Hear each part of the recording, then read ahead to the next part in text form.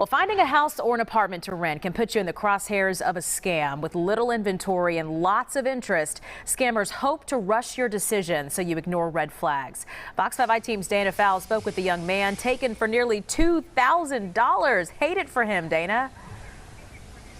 I know, but I'm so glad he reached out to us so we could tell you, and that was his goal. Raphael Webster, you're about to meet him. He has a new baby. He works full time. He's got a tight budget in a very expensive city. But he found something in Decatur. It was perfect, or so he thought.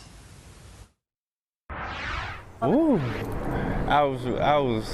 man, I can't even explain it. I was loving it. I had a housewarming party.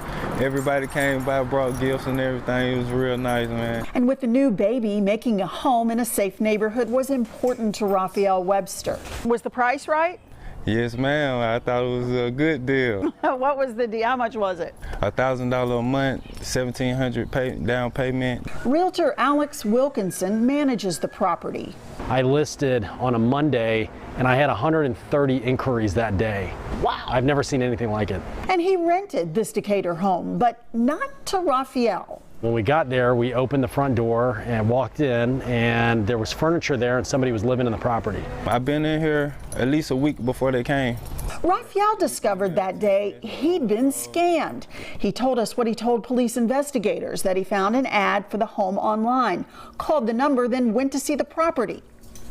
Alex Wilkinson, the realtor, said this has happened to him twice in a month.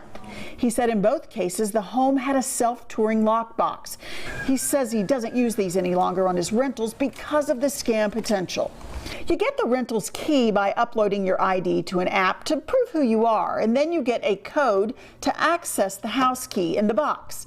And then you're in. So what these con artists are doing is they're going on that website, they're finding out which properties have these boxes, and then they're running ads for these properties, and then they're telling the potential tenant to remove the key from the lockbox once they've wired the money. Often the new renter is paid, has a key now, and moves in before realizing they've been taken for thousands of dollars. Raphael Webster now recognizes the red flags: non-traceable payment, using wire or money transfers, even payment apps.